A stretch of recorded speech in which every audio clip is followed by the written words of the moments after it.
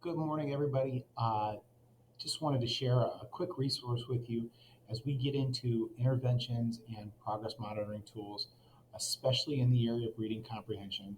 It has occurred to me that AIMS is not offering their reading comprehension progress monitoring anymore. I think they had 1 year of it. It didn't go so well, and they didn't get very reliable data. So they did away with it, but that doesn't mean we can't still monitor student progress in the area of reading comprehension.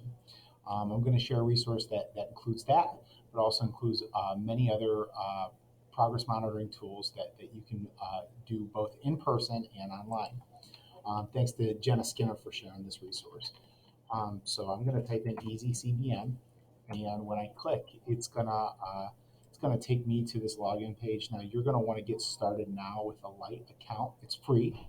I've already created my own Lite account, and I'm going to log in. Username and password. This is the dashboard that shows up, and you can either just use this to print progress monitoring tools, or you can actually use this as a site where you can enter your students and monitor their progress. I'm going to kind of share with you how to do that. So just in regards to students, I've typed in a couple groups of students. I've also listed some of my students. We have Jane Doe, we have Johnny Doe, and then myself and Emily are both taking classes as well.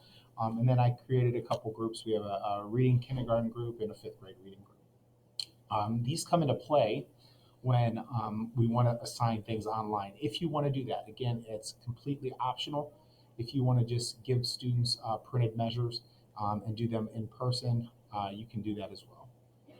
Now, I'm going to go to the measures. And once I'm in measures, I have access to a whole host of different progress monitoring tools. Very much mirrors our AIMS measures.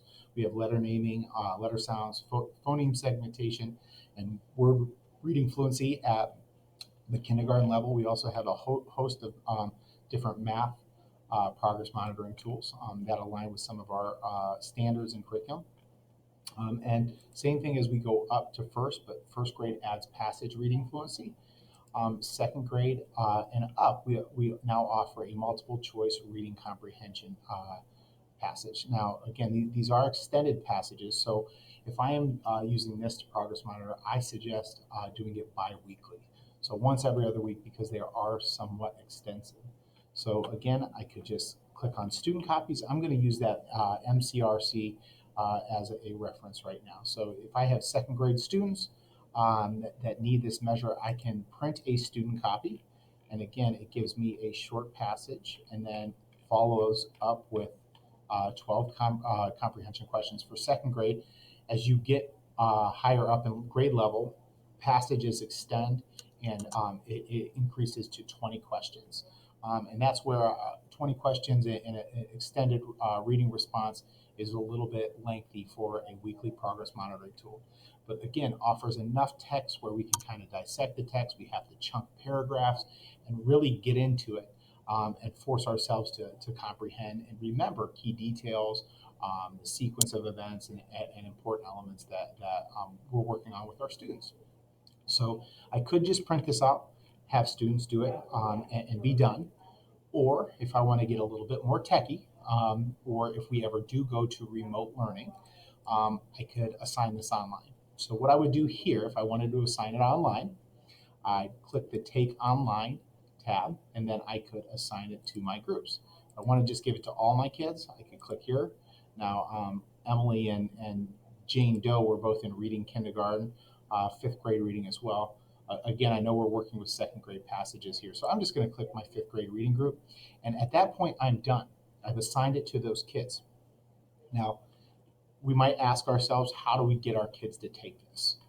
So if that's all we do, how do my students take it online? Well, here, and I will share this in below in the description, but you're going to have your kids log into this link plus your username. It is actually this same link at the top. If they click that, what will happen is once students logged in, their group and individual names should appear. So once their names appear, they click on their name, it gives them the measure and tracks the data for you. In my opinion, that's an awesome tool to have, kind of takes the grading out of it. for you, and it puts the ownership on the students for that progress monitoring. Whether you're going to do it biweekly, if you really want to check in with kids weekly, again, the key component is the instruction, the intervention that we do each and every day or 3 times a week. But it's still important to take the temperature of students, step on the scale to kind of align with my other example from this week. But this is a great measure that offers a lot of um, different tools for us to use if we're looking for or searching for a measure. Hopefully, you find this effective, and let me know if you have any questions or concerns.